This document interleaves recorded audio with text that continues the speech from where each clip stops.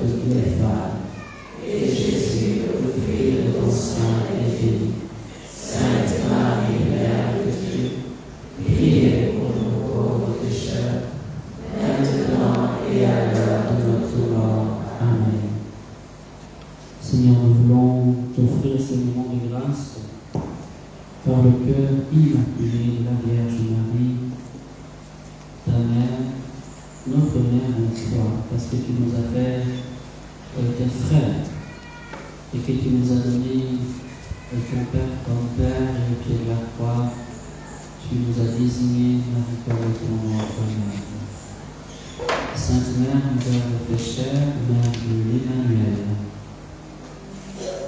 tu es à la droite, tu es dans la majesté divine, tu es dans le ciel, à une place de choix, comme la mère du Sauveur, comme la mère de Jésus. C'est à ce titre que nous voulons mendier ta prière dans le Christ. Et par le prêt de ton Fils en notre faveur, et parle-lui de chacun d'entre nous. Présente-lui nos misères, mais présente-lui également nos espoirs, nos attentes, nos besoins d'hommes, mais nos besoins aussi d'enfants et de filles de Dieu. Sainte Mère, nous te consacrons nos pensées, nous te consacrons nos émotions, nous te consacrons nos assemblées. Sainte Mère, nous te consacrons toute cette soirée, nos enseignements, moment de prière et de grâce. Et viens en nous, viens au milieu de nous, associe-toi à notre prière, associe-toi à notre louange, comme au Cénacle à la veille de la Pentecôte. Marie, merci pour ta présence. Marie, merci pour ta maternité. Marie, merci de prier pour nous, Jésus, notre divin Sauveur. Ton divin Fils. Amen. Amen. Bien-aimés, merci d'être fidèles à ce programme. Merci de nous avoir rejoints et de partager ces moments de grâce avec nous. Que le nom du Seigneur soit béni, que le nom de Jésus soit béni pour votre présence, votre fidélité. Vous avez plus d'occupation et vous consentez à partager ce dimanche après-midi avec nous. Je ne peux, au nom du Seigneur, que vous en remercier, vous en être reconnaissant. Puisse le Seigneur, tout au long de cette longue grâce, répandre en vous sa bénédiction et sa faveur en abondance, en surabondance.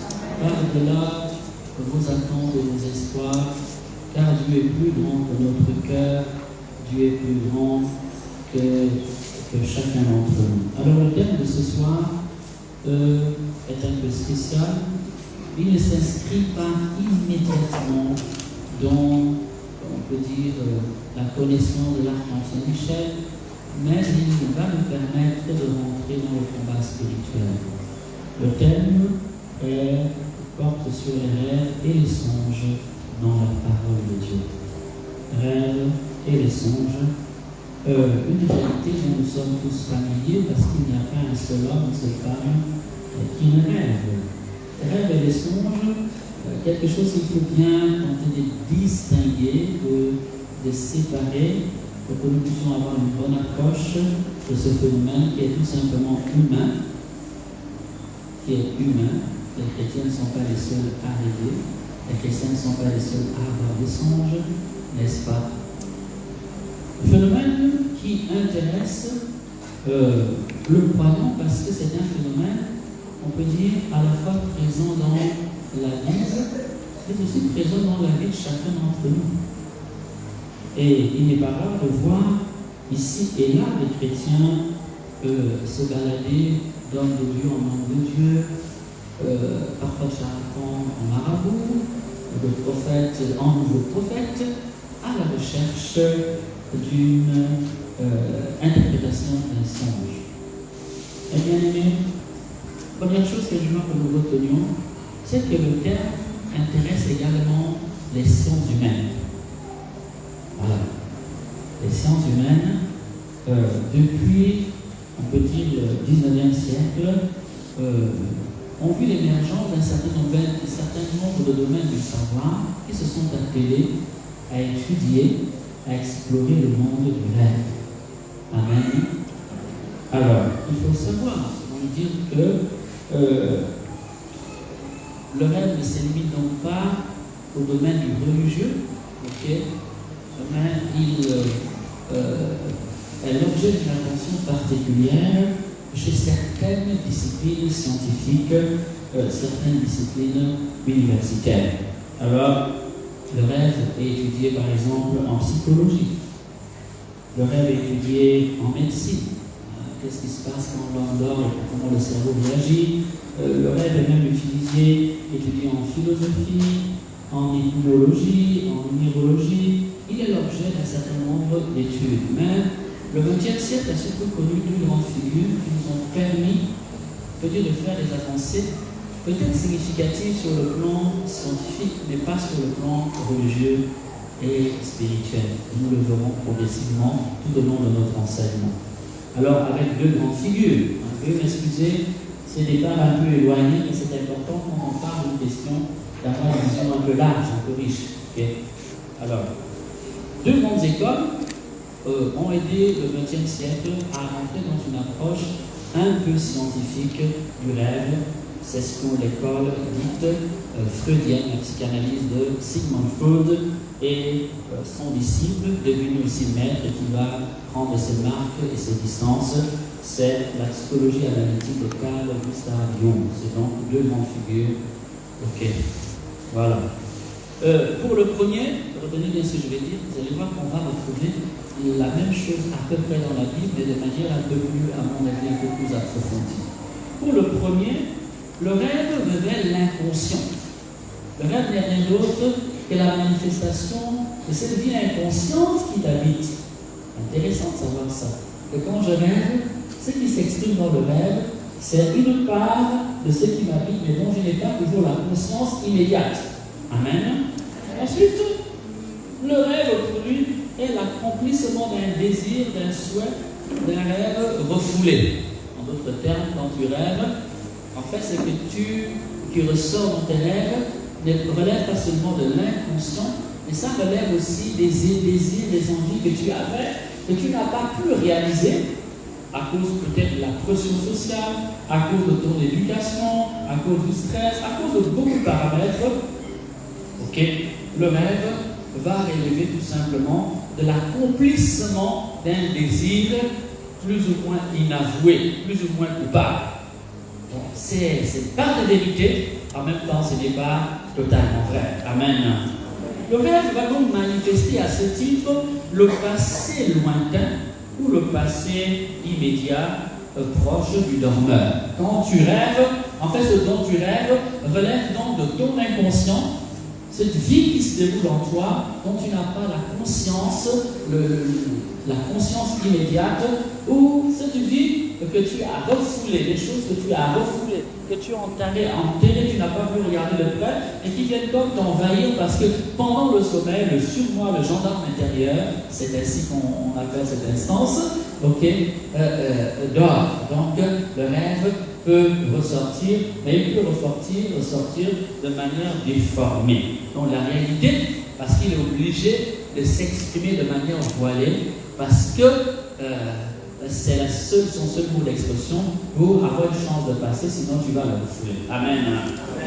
Et donc, le rêve révèle le passé lointain, le proche ou immédiat du rêveur.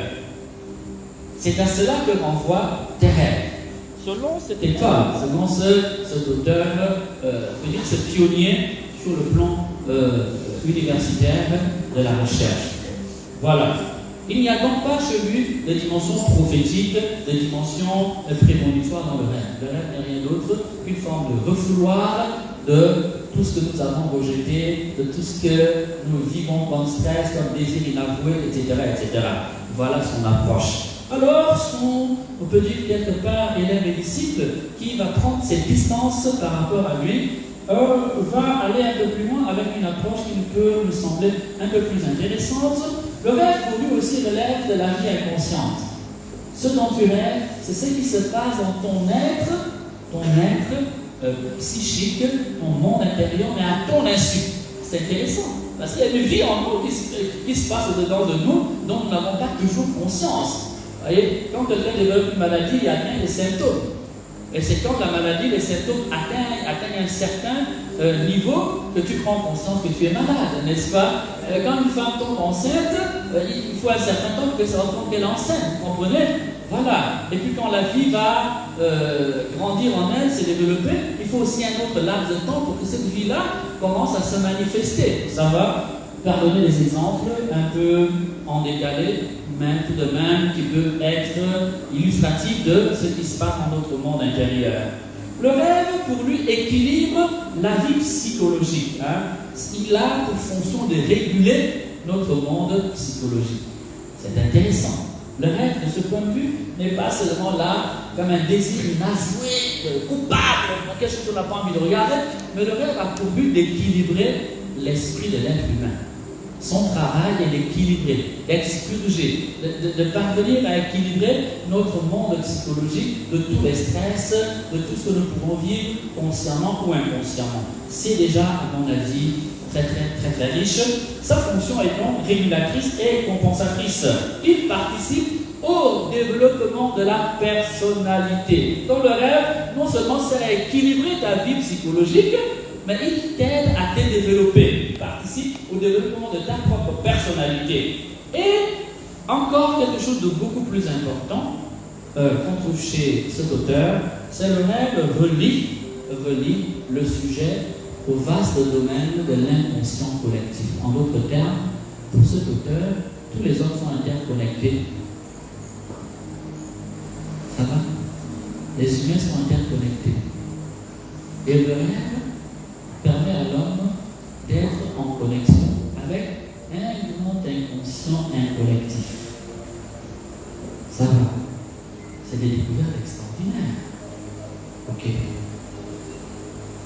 Mais, quoi qu'il en soit, pour les deux auteurs, le rêve mérite d'être interprété. C'est à ce titre que les sciences psychanalytiques ou certains courants psychologiques vont étudier le rêve pour essayer de comprendre ce qui le révèle de l'inconscient d'un individu, de la personnalité d'un individu, soit pour aider la personnalité à s'apaiser, à s'équilibrer, soit pour l'aider, comment dire, à se développer. Il y a beaucoup de psychologues qui travaillent sur la base des Amen. Amen.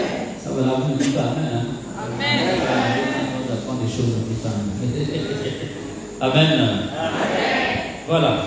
Il mérite donc toujours une certaine interprétation, une certaine analyse, une certaine prise de distance pour qu'on puisse percevoir, pour qu'on puisse dégager les significations ou la signification dont il est porteur. Alors on peut déjà retenir ça. Quand vous avez un rêve, il renvoie à votre monde intérieur, à votre vie inconsciente. Ok? Et pour le comprendre, il faut un peu de distance. On le met devant soi et prend le temps d'essayer de réfléchir dessus sur le plan humain et de l'analyser. Amen. Amen. En fait, comme vous venez de le voir, je résume. On peut dire que la part de ces sciences humaines contemporaines, de ces deux autres grands auteurs, je vais bien sûr rapidement, c'est des écoles entières.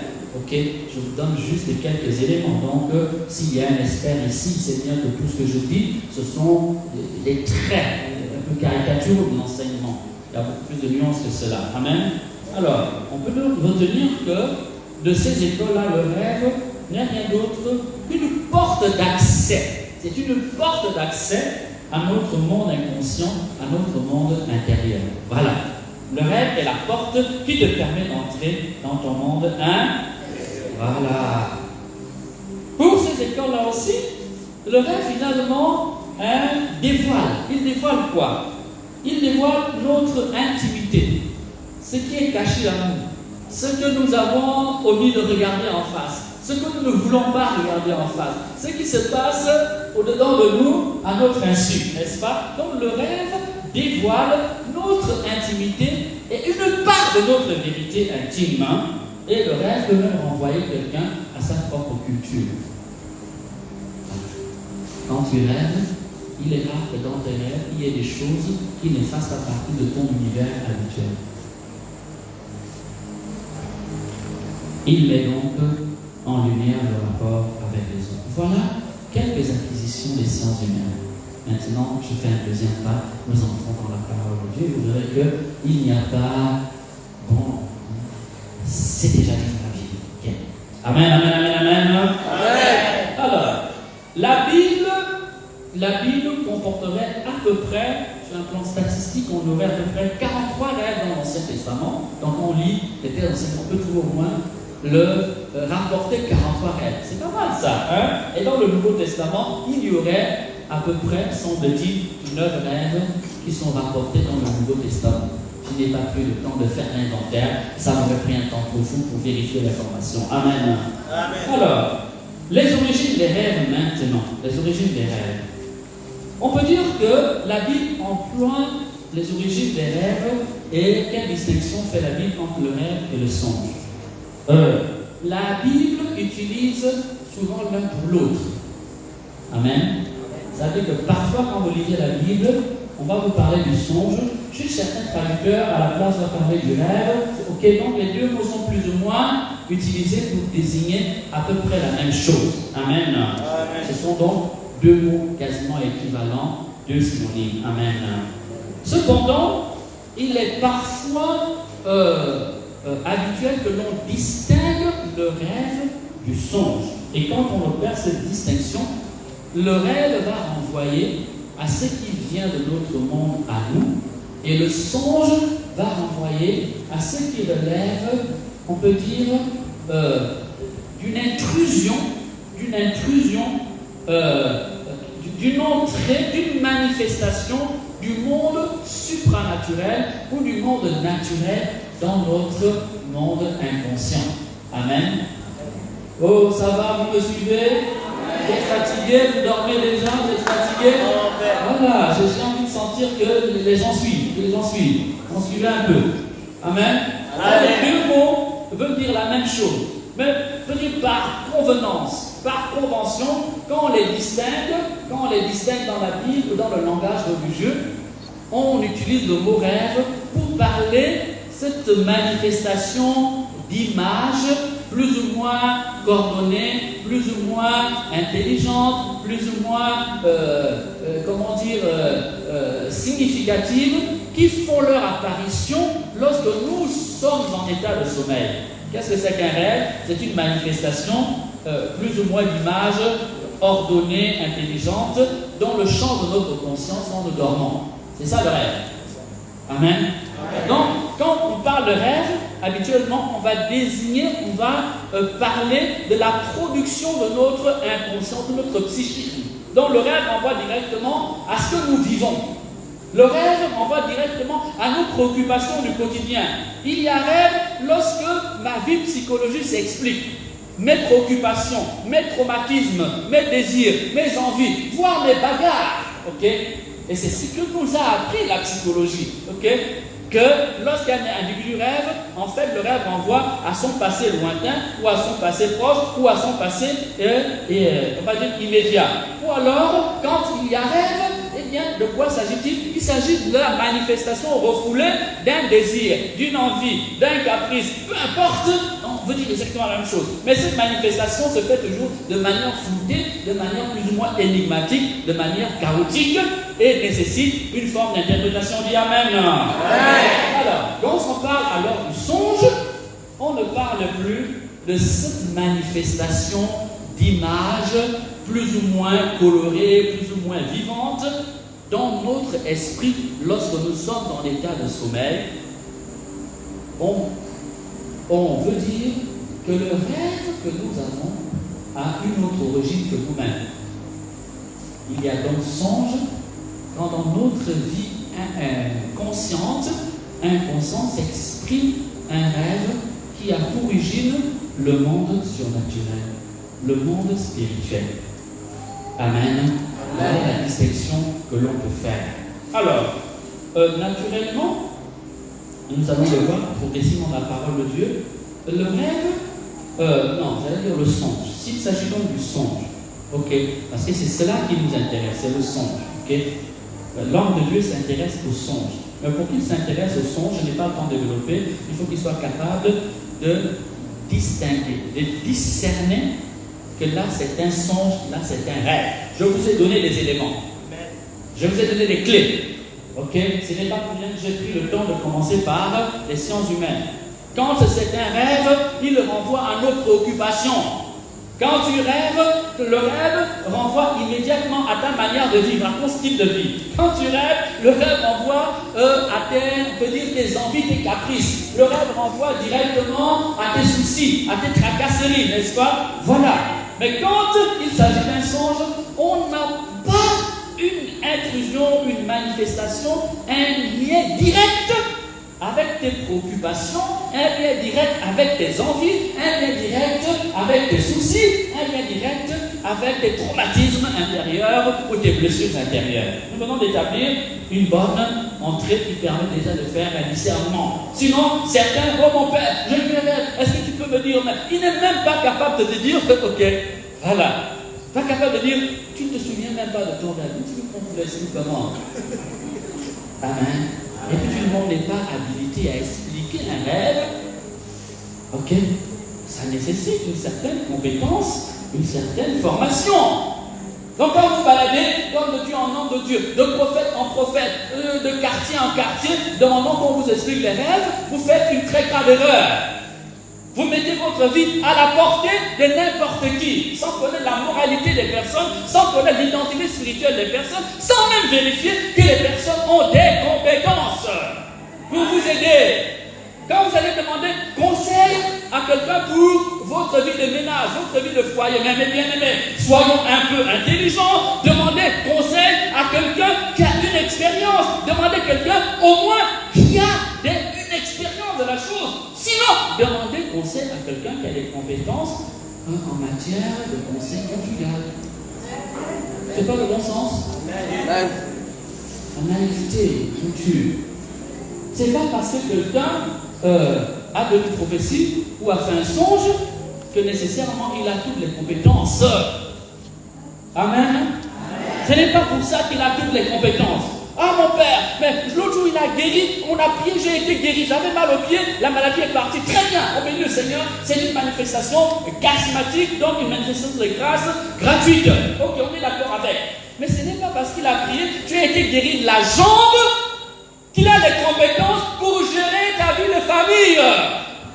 Ce n'est pas parce qu'il a prié pour toi, tu avais mal à la jambe, qu'il a été formé, qu'il a les compétences pour te dire, bon, tu sais, voilà comment tu dois placer l'argent, en bourse, voilà comment tu dois faire tes choix commerciaux. Oh, s'il vous plaît, un peu d'intelligence. La foi ne rend pas les gens naïfs, encore moins bêtes. Ça va? Un peu de discernement. Alors, nous allons donc arriver à ce que, avancer encore un peu, vous savez, je viens de faire des pas. Ok? Deuxième pas, vous voyez, non? Est-ce que vous avez vu le deuxième pas? Voilà, le deuxième pas, c'est, on peut dire, nous avons fait la dissection vers le songe. Ok, troisième pas, les sources possibles d'un songe. Les sources possibles. On va dire, pour faire très simple, ok? Vraiment pour faire très simple, qu'il y a deux sources possibles de songe. Mais, si je veux compliquer un peu, et j'aime pas compliquer, on va dire qu'il y en a trois. Lorsqu'il y a une manifestation d'esprit, vous devez savoir, c'est une règle du combat spirituel, c'est à cela que je veux vous introduire. Chaque fois que vous avez une manifestation spirituelle, vous devez savoir qu'il y a trois catégories d'esprit qui peuvent être possiblement en piste, en scène, en activité. Ok? L'esprit de Dieu, l'esprit du diable et l'esprit de l'homme. Quelqu'un commence à trembler. Il peut trembler parce qu'il est en train de faire une crise d'épilepsie. Tu viens à ce moment-là, oh démon maintenant, la personne peut mourir devant vous. Ok? Vous êtes dans une assemblée, quelqu'un s'évanouit. Ok? C'est pas nécessairement ce qu'on appelle un repos dans l'esprit. Ça peut tout simplement que la personne était en jeûne, elle est en hypoglycémie. Vous comprenez? Donc si vous n'avez pas le bon réflexe à ce moment-là, vous allez laisser quelqu'un mourir devant vous. Vous voyez, non? Est-ce que vous voyez? Donc chaque fois que vous avez une manifestation, il y a possiblement 3 esprits en jeu. Quand je dis 3 esprits, je place par famille, catégorie. Il y a l'Esprit de Dieu. L'Esprit de Dieu, il y a l'Esprit Saint. Dans l'Esprit Saint, vous avez les saints et les anges. Ça va? On est le monde divin. Quand ce n'est pas le monde divin, c'est le monde démoniaque. Et dans le monde démoniaque, il y a toutes sortes d'esprits. Esprit de l'eau, esprit de rivière, esprit de forêt, esprit de terre, esprit de ceci. Les Africains sont vus sur ce plan-là. Ça va? Voilà. Ok. Quand ce n'est pas esprit de terre, esprit de mer, esprit de l'eau, ça peut être ton propre esprit. Ah, mon père, aujourd'hui j'ai fait un rêve, quelqu'un faisait l'amour avec moi. Mon père, tu es trop de la personne, tu dis, mais, oh d'accord, qu'est-ce que tu as fait la veille? Peut-être que la veille, la personne a regardé un film X. Peut-être que la veille, la personne a passé tout son temps à regarder un film, comment on appelle ça là, telenovelas. Ça va? Donc c'est normal. Ok? Est-ce à dire que le démon, un mari ne peut pas, si il peut se mettre, parce que tu as ouvert toutes les portes. Mais il peut ne pas y avoir aussi de mari de nuit. C'est tout simplement tout ce que tu as accumulé comme désir sexuel que tu n'as pas pu assouvir, que tu n'as pas pu réaliser, qui se manifeste et qui t'est servi. Vous voyez? Mais si vous n'avez pas ces clés du serment, vous pouvez chasser un mari de nuit. Là où il n'y a pas de mari de nuit, une femme de nuit, il n'y a pas de femme de nuit. Vous pouvez chasser tous les démons du monde et ils ne partiront jamais parce qu'il n'y en a pas du tout. En fait, votre problème, c'est que vous avez besoin de vous convertir. Mais vous avez besoin de changer de mentalité. Vous avez besoin d'assainir votre cœur et de maîtriser les élans, les appétits, les envies de votre cœur. Amen. Amen. Vous verrez que la Bible aussi en parle. Il n'y a pas que les Freudiens et les Jungiens qui nous ont donné cette clé-là. La Bible le savait déjà. Et nous le verrons progressivement. On dit Amen. Amen. Donc il y a possiblement 3 esprits. Pourquoi je mets 3 sources possibles? Eh bien parce que l'esprit de l'homme peut parler à l'homme. L'intuition. Ok? Tu peux avoir un rêve prémonitoire. C'est ton esprit qui a la faculté de te montrer des choses qui vont arriver. Il n'y a pas Dieu dedans. Il n'y a pas, comment dire, l'Esprit Saint. Il n'y a même pas un démon dedans. C'est parce que l'être humain, ok, est spirituel et matériel. Le problème, c'est que nous vivons plus le côté matériel. C'est le côté que l'homme a développé parce que l'homme est tombé sous l'esclavage des choses, la matière. C'est ça le vrai problème. Mais l'homme est normalement un être spirituel et matériel. C'est les deux. Quand je pense, c'est l'esprit qui... Mais tout le côté, on peut dire invisible, nous ne l'avons pas développé. Ok? Nous ne le développons pas et même il nous est devenu dangereux parce que tout simplement, nous n'avons pas déjà la maîtrise de nos caprices, de nos désirs, de nos envies, de nos préoccupations. Et donc, si tu t'aventures sur ce terrain-là, tu es livré à toutes sortes de démons, à toutes sortes d'esprits. Amen.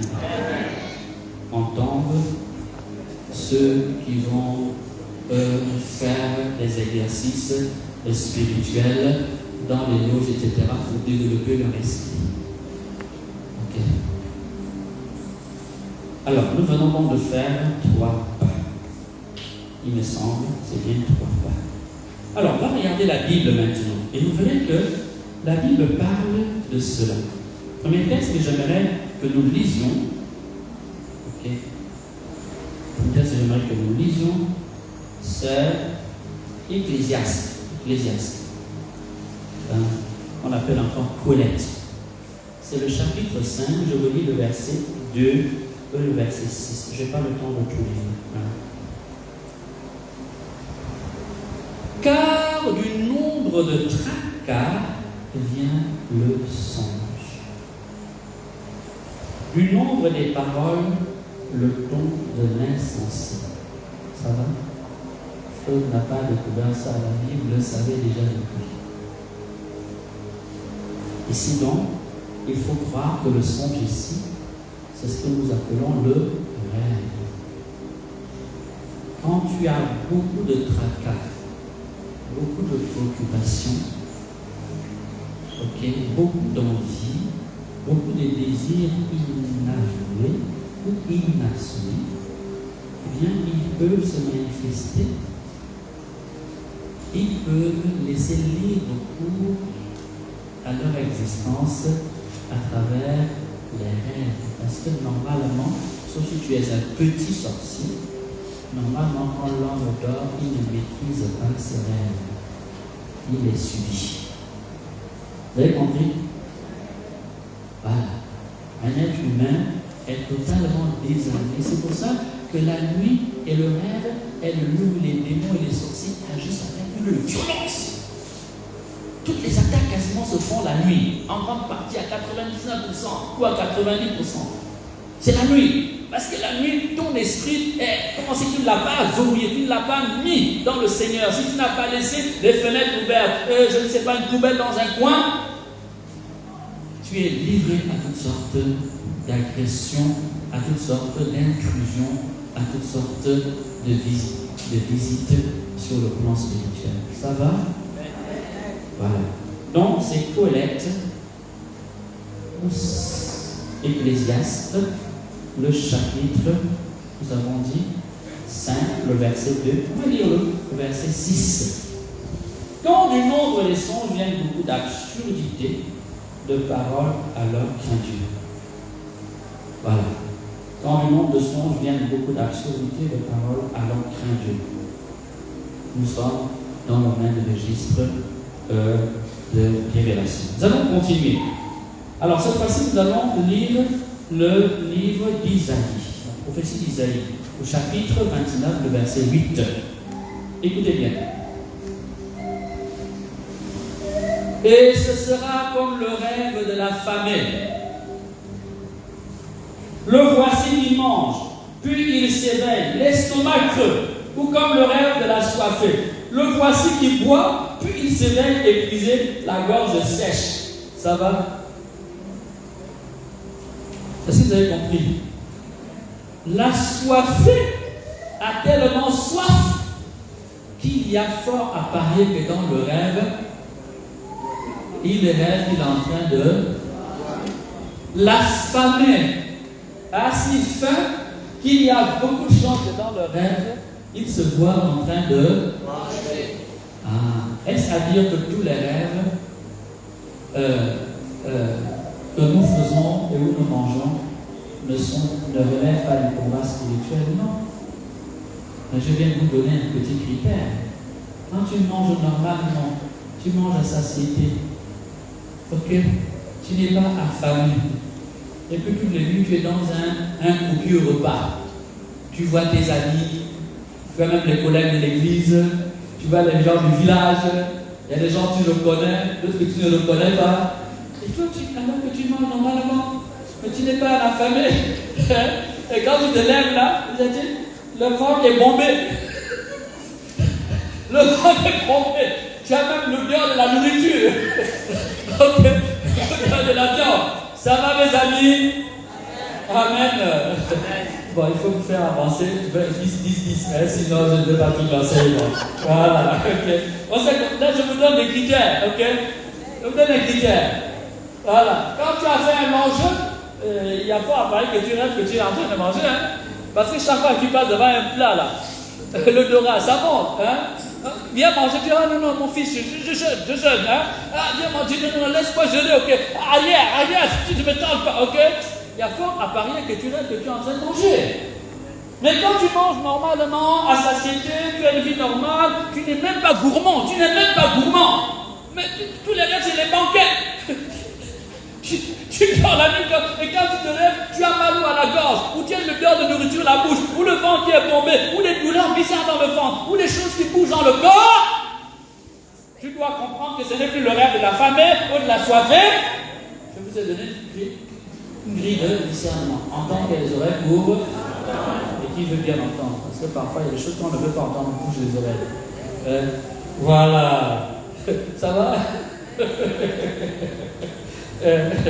Mes bien-aimés, on vient donc de donner 2 textes bibliques qui montrent que les rêves relèvent des tracas, des soucis, des préoccupations, et que les rêves relèvent des envies. Donc la Bible sait. La Bible sait. Tu ne peux donc pas voir derrière tous tes rêves un démon qui t'attaque. Ok, il te met avec un cahier. J'ai fait un rêve, je vais mourir. Ok, pose pas la terre, un peu de choc, un peu de jugement. Tu risques de mourir de peur parce que la peur tue. Tu risques de mourir, comment dire, à force de faire peur à toi-même. Amen. Voilà. Alors nous allons avancer. 1 Samuel 28, 6 dit que quand les hommes, quand Dieu n'est plus très présent dans la vie de l'homme ou dans la vie des hommes, les hommes font beaucoup de songes. Ça va? Parce qu'ils veulent entendre la voix de Dieu. Il y en a qui inventent des songes. Allez regarder sur les réseaux sociaux. C'est quelqu'un, oh, il envoie ça. Yahweh, oh Yahweh, j'ai vu Yahweh. Le monde était en train de brûler. On va mourir. Frères et sœurs, je ne mens pas. La fin du monde est déjà arrivée. Okay. Il pleut. Et vous balancez ça matin, midi et soir. La personne qui a balancé ce rêve-là, que savez-vous de son état psychologique? Rien. Ok. Et vous bercez d'illusions religieuses et spirituelles afin de vous passer de tels messages matin, midi et soir. Voilà. On n'a pas besoin de ça pour aimer Dieu, pour se convertir. Qui a parlé? Est-ce un faiseur de songes? Qui garantit que le message qu'il dit est vrai? Oh, mais il pleurait. Non, mais vous allez voir comment la soeur pleurait sur elle. Non, vraiment, Dieu l'a touchée. Non, elle. Ok, ce n'est pas un critère. Ok, c'est pas parce qu'elle a libéré le songe en pleurant que ça vient de Dieu. S'il vous plaît. Ayez un peu l'esprit ouvert, s'il vous plaît, sinon vous êtes manipulable. Sinon on peut jouer avec vous matin, midi et soir. Amen. Amen. Amen. C'est 1 Samuel 28, 6. Dans Deutéronome 13, le verset 2 à 4, que je vais lire pour vous, Deutéronome 13, le verset 2 à 4, je lis. Si quelque prophète ou faiseur de songes surgit au milieu de toi, il te propose un signe ou un prodige, et qu'ensuite ce signe ou ce prodige annoncé arrive. S'il te dit alors, allons à la suite d'autres dieux que tu n'as pas connus, et servons-leur, tu n'écouteras pas les paroles de ce prophète, ni les songes de ce songeur. Ça va? Ça veut dire que même si quelqu'un, un jour, a donné un songe qui s'est réalisé, si un jour, il te dit quelque chose qui n'est pas fidèle à la parole de Dieu, n'obéis pas. N'obéis pas. C'est pas parce que quelqu'un a prié pour toi, tu as été guéri, que tout ce qu'il va dire est vrai. Donc tout est devenu parole de Dieu. Non, mon père, il m'avait donné une prophétie, j'allais avoir le travail. Depuis là, j'ai eu le travail. Donc désormais, tout ce qu'il va dire est parole d'évangile. Ouvrez votre cœur, ouvrez un peu votre esprit. La Bible nous avertit. La Bible nous avertit. Nous sommes tous des humains. Tu peux dire quelque chose de vrai aujourd'hui et puis demain te tromper. La Bible te dit, si c'est vrai, oui. Mais ce n'est pas parce qu'un jour il a dit que ceci était vrai que la suite tu dois suivre bêtement sans discerner. Sans discerner. Tu as le devoir de discerner. Amen. Amen. Dis à ton voisin, discernons. Discernons. Discernons. Pourquoi discerner? Donc un peu de discernement. L'expérience montre que nous faisons les mêmes erreurs toute notre vie. Il semble que nous faisons les mêmes erreurs toute notre vie. Je n'ai pas envie de donner un mauvais exemple, sinon quelqu'un se sentit mal à l'aise dans la salle. C'est un petit exemple, on se sentit mal à l'aise. Il y a beaucoup même qui se sentent mal à l'aise. Comme dit la dame, il n'y a pas un sans deux. Il n'y a pas deux sans trois. Amen, amen, amen, amen. Attention donc à une pratique que l'on appelle l'oniromancie. C'est quoi l'oniromancie? C'est la divination par les songes.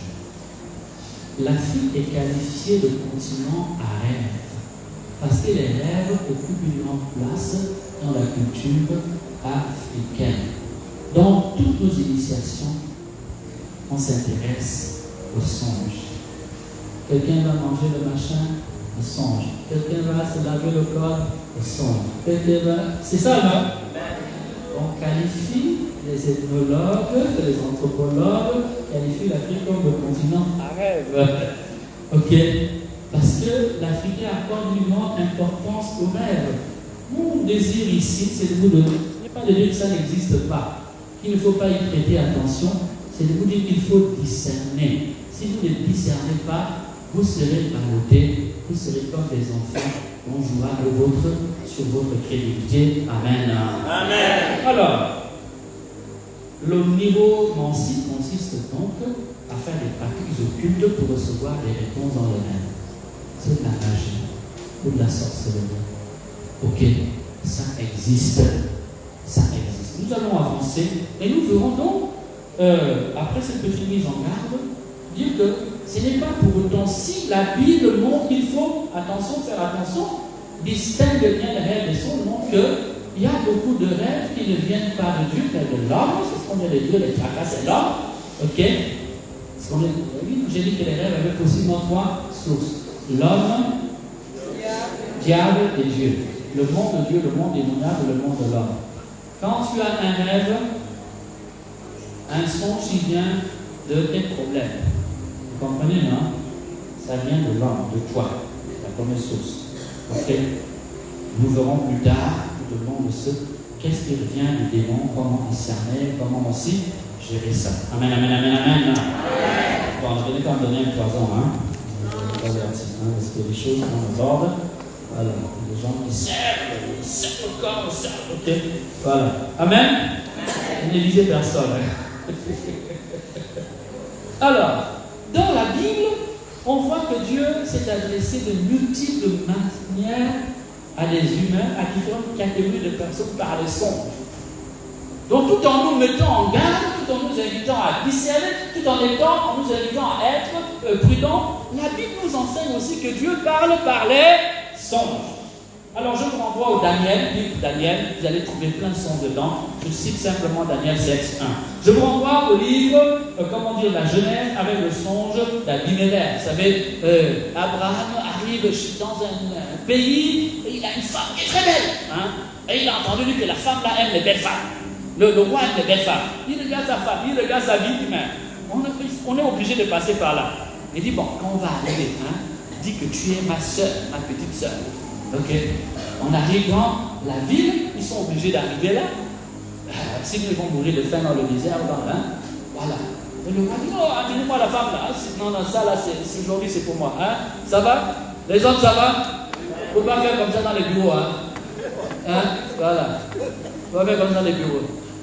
Okay. J'avais envoyé une de mes filles chercher, quelqu'un avait promis du travail. J'ai envoyé arriver au bureau, il dit non, si tu veux le travail, tu dois d'abord. On ne fait pas comme ça. Ne faites pas comme ça. Là.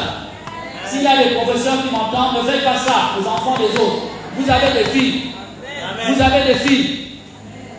Voilà, vous avez des filles. Je connais des jeunes dont on a bloqué l'école, même à l'université. Parce qu'un professeur veut absolument sortir avec elle. Et s'il ne sort pas, il bloque son avenir. Tu es un maudit de Dieu. Toi qui fais ça, tu es un maudit de Dieu. Tu le paieras sur la terre de l'autre côté. Ne pense pas comme ça. Amen. Donc Abimelech prend la femme d'Abraham. Abraham va pleurer, c'est le roi. Le roi a pris, Abraham ça va pleurer, il pleure. Son king. Abraham va pleurer. Tu imagines? Est-ce que tu imagines le film? Après, il ne peut pas. Il y a l'armée, il y a les soldats, après, il allait pleurer. Il ne peut pas dire c'est ma femme. Il va dire sur le roi. Et le roi lui envoie des cadeaux.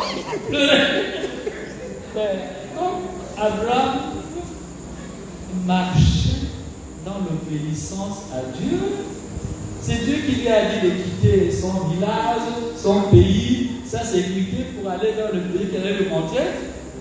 Mais Dieu est un très bon partenaire. Dieu a décidé de prendre sa cause en main. Alors la nuit, Abimelech va dormir. Quand il dort, là, Dieu lui apparaît à son dit, oh, toi tu es le roi de là, moi c'est le roi de partout. Hein? Si tu ne libères pas sa femme, tu vas partir. Ok? Les hommes de cette époque écoutaient beaucoup les sons. Il se lève, il est paniqué. Il dit, ce n'est pas sa soeur, c'est sa femme. Appelle-le. Il se réveille. Il appelle la femme dit, tu ne m'as pas dit que c'était ta femme. Il dit, oh roi, si je savais que tu n'avais pas, tu allais me tuer. Il dit, prends-la, tiens le cadeau, pars. Eh, bénis-moi, vas-y. Ça va? Quand Dieu est avec toi, il porte inattendu. Il devient ton partenaire. Et c'est un partenaire fidèle dans la marche. Alléluia. Amen. Alléluia. Amen. Nabucodonosor. Tout le monde a entendu parler des songes de Nabucodonosor. Jacob, les songes de Jacob. Daniel 2. Daniel 2, le verset 1, Daniel 4, le verset 1 à 2, les songes de Jacob, Genèse 18, le verset 12, Genèse 31, le verset 10, et bien il y a aussi le songe de Salomon. Songe de Salomon, ok. 1 roi 3, il demande que Dieu lui donne la sagesse, tout, et Dieu lui apparaît et lui dit, mais tu as fait preuve de beaucoup d'intelligence. Si on te demande de choisir entre la sagesse et un compte bien garni, tu vas choisir quoi? Bon, 1 milliard. Ça c'est donc entre la sagesse et une valise de 3 milliards. Moi je dis quoi? Hein? On se connaît, mes amis, on se connaît.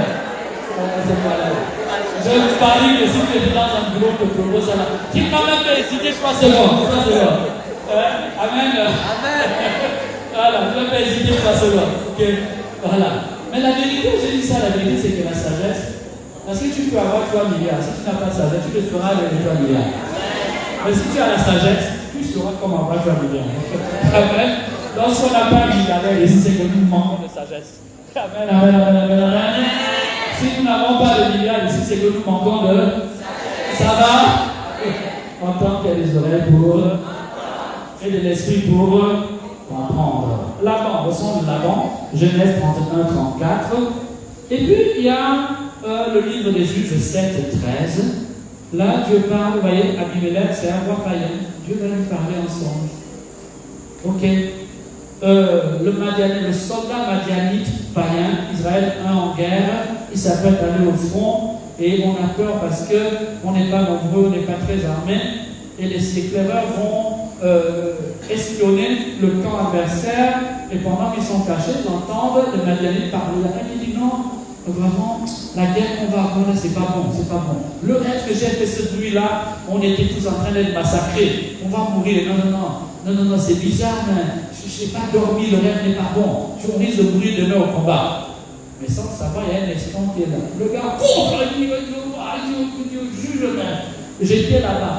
Dieu les a déjà livrés entre nos mains. Demain, c'est sûr, on va gagner le match. Le match est assuré. Effectivement, ça va un match. Amen. On va avancer. Les chansons du roi et je ne sais plus qui d'autre c'était, le panetier du roi. Hein? Le panetier du pharaon.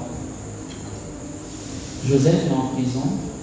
Dans sa prison, vous savez, il est en prison parce qu'il était juste. Hein?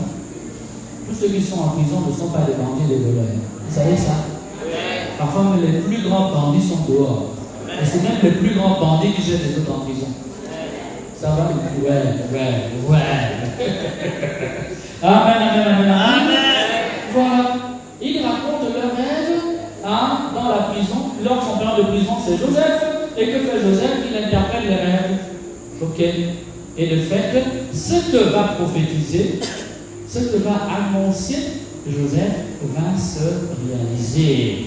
Malheureusement, les chansons, quand il arrive dans le palais du roi, la nourriture est bonne, tout est en argent, ça brille de partout, il a retrouvé la première place dans la cour, il oublie le gars avec qui il était en prison là-bas. N'oubliez jamais ce qui vous a fait du bien. Ok. N'oubliez jamais ce qui vous a fait du bien. Et Dieu n'avait pas oublié son serviteur. Dieu n'oublie jamais ses serviteurs. Dieu n'oublie jamais ses serviteurs. Amen. Et comme pour Abraham, Dieu va prendre les choses en main. Cette fois-ci, il envoie le songe à Pharaon lui-même. Pharaon est paniqué.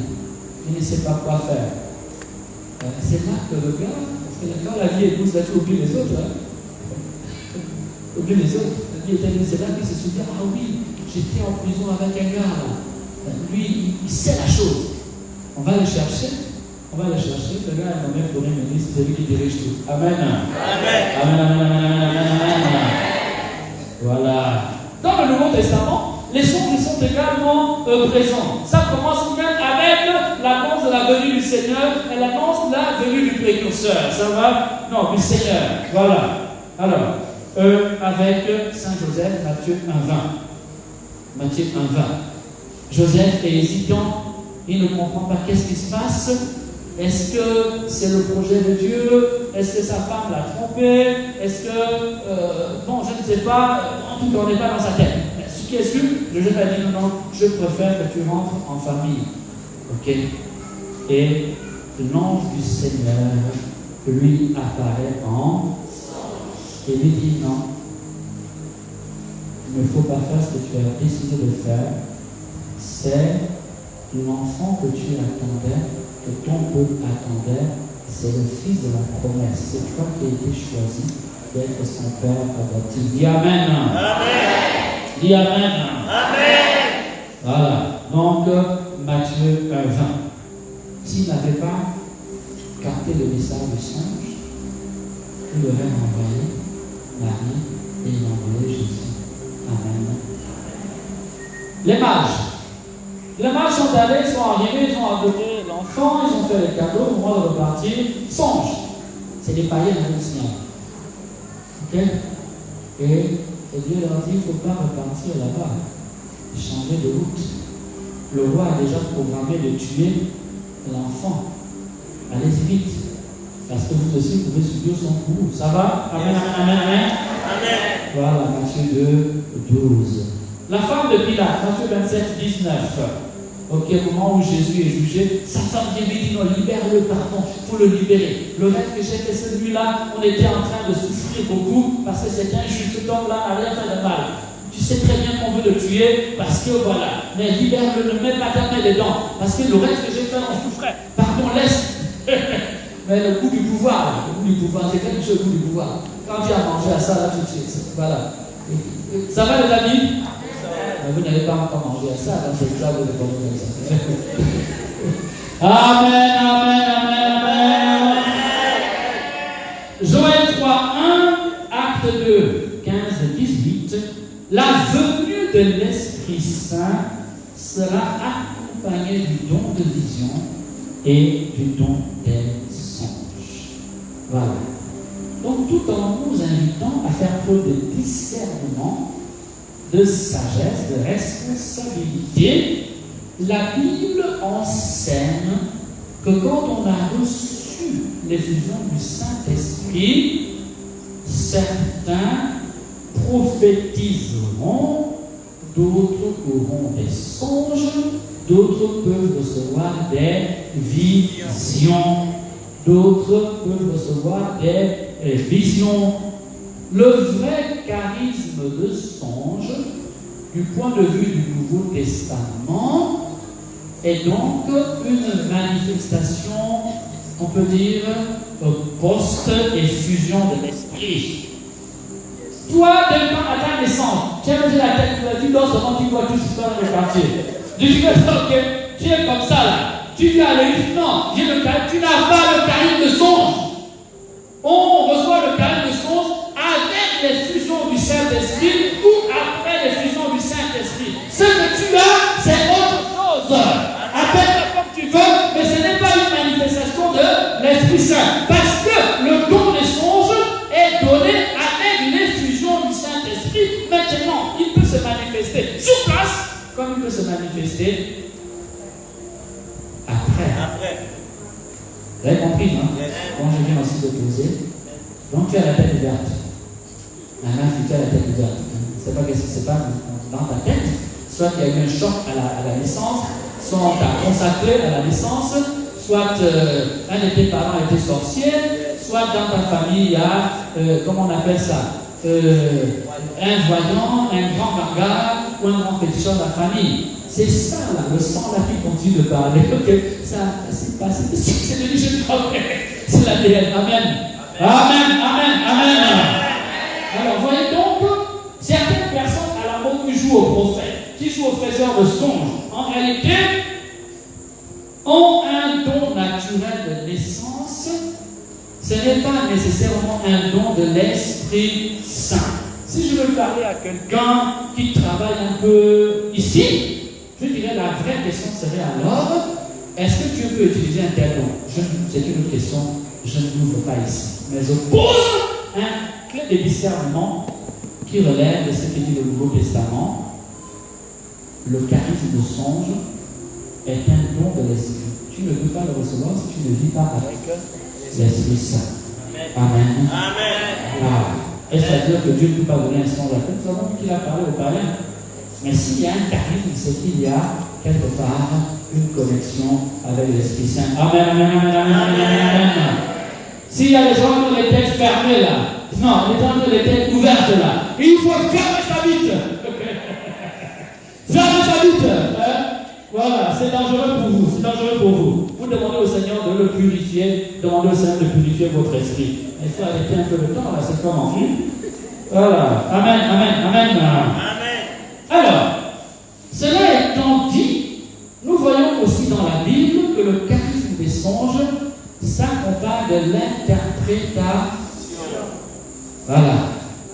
On peut avoir le charisme et ne pas avoir l'interprétation. Dans ce cas, il faut prier pour que Dieu te donne l'interprétation. L'interprétation peut donc être obtenue de deux manières. Première manière, c'est la manière charismatique. Dans ce cas, c'est un don, un autre don. Daniel avait ce don. On suppose que Joseph, le patriarche, avait aussi ce don. Amen. Amen. Voilà. Ou alors, il faut prendre le temps d'analyser ton rêve pour comprendre le message qu'il véhicule.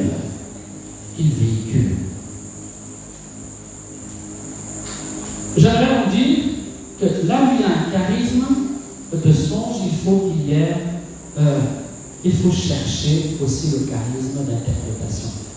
Ok. Ou alors, il faut que quelqu'un apprenne et travaille pour avoir la faculté assez de, on peut dire quoi, d'intelligence pour interpréter les songes. Amen. Amen. Alors, dans l'Église, l'homme qu'on peut appeler l'homme songe, c'est Saint Jean Bosco. Il a écrit des livres sur Saint Jean Bosco de songe. Il recevait souvent des petites paraboles, et c'est avec ça qu'il enseignait ses enfants dans son centre, son orphelinat. La Bible montre que dans l'Ancien Testament, le métier d'interprète des songes existait. Le roi avait un interprète des songes, mais vous savez, le monde contemporain, aujourd'hui, les grands PDG, les grands gens que vous voyez là, ils ont quelqu'un à côté pour interpréter. Ils négligent pas ça. Okay? Ils ont un expert qui doit interpréter. Ça va? Est-ce que ça va? Nous allons avancer. Les songes sont liés quand ils viennent de Dieu au ministère prophétique. Nombre 12:6. S'il y a parmi vous un prophète, dit Dieu, c'est en vision. Point de suspension. C'est par un songe que je lui parlerai. Nombre 12, 6. C'est pas une vision ou c'est pas un songe que je vais lui parler. Moïse, dit l'Ancien Testament, est le seul prophète à qui Dieu parlait directement. Pas de manière biblique du visage. Mais Dieu annonce tout pour les autres prophètes. Il leur parlerait de manière énigmatique et par son énigme nécessite l'intelligence, un travail de discernement, un travail, comment dire, d'analyse et de compréhension. Donc c'est normal que, n'étant pas rompu ou aux choses de l'esprit, ou n'ayant pas une profondeur de vie spirituelle, n'étant pas assez formé, qu'il puisse recevoir un songe sans comprendre le sens. Maintenant, je vais quand même te dire quelque chose. Dieu n'est pas non plus un idiot. Quand Dieu veut te parler, il te parle. Il te parle, ok. Quand tu as un message à te transmettre, il va te le transmettre. Il n'y a pas besoin qu'il t'envoie, je ne sais pas, comment on appelle ça, une devinette. Tu vas chercher. Tu vas chercher devinément. Quand il y a une chance que Dieu a décidé de parler, il va te parler. Et tu sauras que Dieu t'a parlé, sauf si tu n'as pas envie d'entendre. Parce que souvent, parfois, nous savons que Dieu va risque de dire quelque chose qui va nous déranger et on ne veut pas entendre. Il y a des gens, quand on annonce certains messages à l'église, ils commencent à bouger, ils regardent leur téléphone, ils regardent avant, d'autres commencent à faire des grands. Vous savez, non? Voilà. D'autres prennent le machin sur le visage. Mais en fait, c'est qu'ils ne veulent pas entendre ce qui se dit là. Parce que ça pourrait perturber leur sommeil ou perturber, comment dire, leur quiétude intérieure. Dis Amen. Amen. Amen. Voilà. Donc, Nombre 12, le verset 6 jusqu'au verset 8. La tradition chrétienne s'est interrogée également. C'est comment dire, attardé aussi également sur la question des rêves. Tertullien, un théologien de l'Afrique du Nord. Saint Augustin, encore un Africain. Et un pape du 6e siècle, Saint Grégoire, lui aussi, il va revenir sur cette leçon-là. 3 sources possibles, les rêves, l'homme, les démons et Dieu lui-même. Alors, quelles sont les fonctions du songe? C'est important de bien comprendre. Quelles sont les fonctions du songe? Eh bien, on va lire Job, le chapitre 33, le verset 14. Job 33, 14. Est-ce que je peux retrouver ça tout de suite? Oui, c'est fait. Alors, écoutez attentivement. Dieu parle d'une façon et puis d'une autre, sans qu'on prenne attention. Oh, vous avez compris? Amen. Voilà. Dieu parle de nombreuses manières. Dieu parle à l'homme. Dieu te parle. Le problème, c'est que nous ne faisons pas attention. Ou alors, quand nous faisons attention, nous doutons. Nous doutons. Voilà. Dieu parle d'une façon et puis d'une autre, sans qu'on prête attention, par des songes, par des visions nocturnes. Par des visions, quand il parle, par des songes ou par des visions nocturnes. Quand une torpeur s'abat sur les humains, et qu'ils sont endormis sur leur couche, alors ils ouvrent l'oreille des humains. C'est-à-dire l'esprit des humains. C'est l'esprit qui entend. Ce n'est pas l'oreille. L'oreille n'est que l'organe de l'esprit. Ça va? C'est l'esprit qui entend. L'oreille est juste l'organe physique matériel. C'est là-dedans que le son part. Et le son va rentrer, l'esprit va décoder. C'est des vibrations, c'est un peu comme ton téléphone. Ok? Amen, amen, amen, amen. Alors, il ouvre l'oreille des humains, il sait les avertissements qu'il leur donne. Oh, ça va? Dieu donne des songes pour avertir. Pour avertir. Les fonctions prophétiques du songe sont l'avertissement, d'avertir. On va avancer. Il scelle les avertissements qu'il leur donne pour détourner l'homme de ses œuvres. Saint Joseph a pris une décision. Il va dormir. Dieu dit non, ce n'est pas la bonne décision. L'homme a le droit de se tromper. Ce que nous n'avons pas le droit de faire, c'est de persévérer dans l'erreur. Ok? Il aurait pu se boucher, il aurait dit non, ok, non, je ne fais pas. Non, c'est trop dur. Si je me demande, non, ok, je vais élever l'enfant de quelqu'un d'autre, ok. Ça va? Amen. Il donne des avertissements pour détourner l'homme de ses œuvres. Donc, la fonction du songe est pour nous corriger, nous aider à changer de direction, nous aider à revenir des mauvaises œuvres aux bonnes. Ce n'est jamais pour que tu ailles faire la bagarre au quartier, aller te battre, je ne sais pas, avec ton oncle au village. Ça va? On va avancer. Et protéger le puissant de l'orgueil. Pour nous éviter l'orgueil qui veut que nous nous sentions forts et puissants, que nous pouvons décider toute notre vie sans erreur, en nous basant simplement sur nous-mêmes. Amen. Il préserve ainsi son âme de la fausse. Par les songes que Dieu protège en avertissant l'homme, il peut éviter de faire de mauvais choix, il peut éviter de subir, la chute, la fausse et le trou là où tu parfois des pièges. Okay? S'appuie du passage par le canal. Il le corrige aussi sur son grabat par la douleur. Dieu nous corrige aussi par la douleur. Ça va? Oh, les amis, ça va? Dieu nous parle aussi par la souffrance. Ça, là, on enseigne par ça. Dieu nous parle aussi par la souffrance. Les épreuves que nous vivons ont aussi une valeur pédagogique, ont valeur d'enseignement. Ça.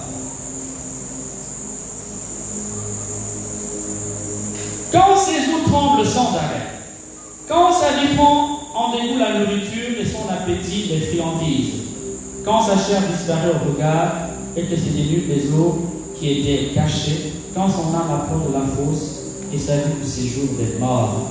Mais bien aimés, on pourrait donc lire davantage. Voilà, je vais tenter de résumer toutes ces fonctions prophétiques du songe. Alors, c'est édifier. Édifier, ça veut dire construire. Ça veut dire élever. Ça veut dire faire en sorte que les choses aillent dans le bon sens. Ok? Dans le bon sens. Conseiller, nous l'avons vu. Le songe a pour but de conseiller, de donner des bons conseils. Amen. D'avertir. C'est aussi dit, avec les rois mages et cela, d'avertir. Les rois mages ne repartez pas. Si vous allez là-bas, il vous aura quelque chose de mauvais. Amen. Enseigner. Job 33, 16. Dieu enseigne aussi par les songes. Dans les songes, les Saint Jean Bosco, Dieu enseignait par les songes. Consoler. Parce que le message de Dieu porte aussi la paix, la consolation. Amen. Détourner de la mauvaise voie. Dévoiler l'avenir et la mission d'un homme. Ici, l'exemple type, c'est l'exemple du patriarche. Ce n'est encore qu'un gamin. Il a des songes prophétiques qui annoncent son âme venir. Il sait, mais il n'a pas contribué. Il voit juste là des songes un peu spéciaux. Ok? Ce n'est pas des histoires à dormir debout à un centaine. C'est construit, c'est cohérent, c'est comme des petits films. Ok? Voilà. En noir et blanc ou en couleur, on ne sait rien, on sait juste le contenu et les symboles. Amen. La Bible dit que beaucoup de songes vont dans l'oubli. Job 28, psaume 95, psaume 73, verset 20. Ok, ça veut dire que parfois Dieu nous parle et nous avertit à travers les songes, mais comme nous ne sommes pas attentifs, ok, pour beaucoup de raisons, ok, ces messages de Dieu à notre âme finissent par aller dans l'oubli. Ok. Après, Dieu nous avait averti, mais pour moi, il était distrait. Occupé à chercher l'argent. Occupé à chercher l'argent. Ou occupé à chercher le plaisir. Ou occupé à chercher le travail. Ou occupé à chercher le papier. Ça va? Les raisons sont personnelles à chacun. Alléluia, alléluia, alléluia, alléluia, alléluia. Bien aimé, le songe, parce qu'il nous met en relation avec la voix de Dieu dans notre conscience, est souvent un canal par lequel Dieu va nous parler, mais hélas, c'est aussi un canal souvent utilisé par les puissances du mal. Ok. les puissances du mal utilisent aussi souvent les songes pour semer le désordre, pour semer la zizanie, pour semer le mal dans notre vie. Pour semer le mal dans notre vie. Voilà à quel titre il nous intéresse. Parce que pour gagner le combat, pour remporter des victoires en Dieu, il y a notre intelligence qui nous aide. Et parfois, nous avons dans certaines situations, nous voulons que Dieu nous parle. Et Dieu peut nous parler de diverses manières. Il peut nous parler aussi par le son. Il vaut mieux savoir de quoi il est question. Amen. Amen. Voie d'accès à notre intériorité, voie d'accès à notre vérité peut permettre de nous connaître, n'est-ce pas? C'est aussi intéressant ce point de vue-là. Il peut être révélateur de ce qu'il y a au-dedans de nous. Amen. Ignorer ses rêves, l'oubli, par le manque d'attention, par l'ignorance, à cause de problèmes peut-être psychospirituels, peut avoir des conséquences graves pour quelqu'un qui est engagé dans un combat spirituel. Amen. Amen. Message est clair. On peut imaginer tout. Si Joseph n'avait pas capté le songe, s'il n'avait pas fait attendre les conséquences, comprenez? C'est ce point de vue-là qui peut nous intéresser. Il peut nous intéresser parce qu'il nous permet de capter la volonté de Dieu sur nous, d'avoir la bonne réponse, la bonne intuition. Il peut nous intéresser aussi parce qu'il nous révèle ce qui se passe dans notre monde intérieur, nos soucis, nos peines, nos tracas. Il peut nous intéresser parce qu'également, ils vont nous montrer que ce que nous sommes en train de vivre spirituellement, ce qui se passe dans notre environnement spirituel, à travers l'inconscient collectif, les attaques, les agressions, les manifestations des esprits du mal qui viennent pendant notre sommeil nous assiéger, nous coloniser, nous brutaliser, nous violenter et même nous violer. L'ignorance de ce qui se passe là est source de beaucoup de dommages et beaucoup de souffrance. Parce que quand un être est touché dans le rêve, on a touché son côté spirituel, ça va se manifester sur le plan physique. Amen. Amen. Amen. Amen. Alors, ceci étant dit, je finis. Si la Bible nous invite à cette attention, elle nous met aussi en garde, et je pense que mon enseignement est équilibré. Elle dit ceci, Siracide 34, 1, les songes donnent des ailes aux sots.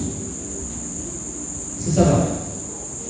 Les songes donnent des ailes aux sots. C'est-à-dire que quand quelqu'un ne discerne pas, quand quelqu'un manque de jugement, de discernement, il court bêtement.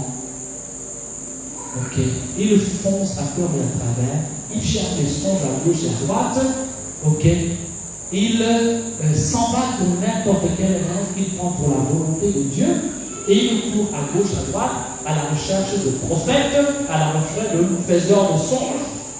Mais quand un manipulateur sait que toi, comme dit, c'est La Fontaine de toi, tout flatteur vit au dépens de celui qui l'écoute, il va t'abreuver de songes, il va t'abreuver de prophéties, il va t'abreuver de mensonges. Songes et mensonges vont souvent ensemble. Songes et mensonges marchent ensemble là où il n'y a pas de discernement, là où il n'y a pas de discernement, là où il n'y a pas de retenue, là où il n'y a pas de capacité, mes bien-aimés, à soi-même comprendre la manière utilisée par Dieu pour nous parler. Dis Amen. Amen. Dis Amen. Amen. Allons mettre debout et passer à notre temps de prière. Sois béni, Seigneur, pour tout ce que tu nous as donné. Sois béni, Seigneur, pour tout ce que tu as transmis ce soir. Sois béni, Seigneur, pour ta parole qui est source de vie, source de lumière. Sois béni, Seigneur, pour la puissance de ta parole. Gloire et louange à toi, le cœur. Soyez prêts. En le nom de Jésus. Amen.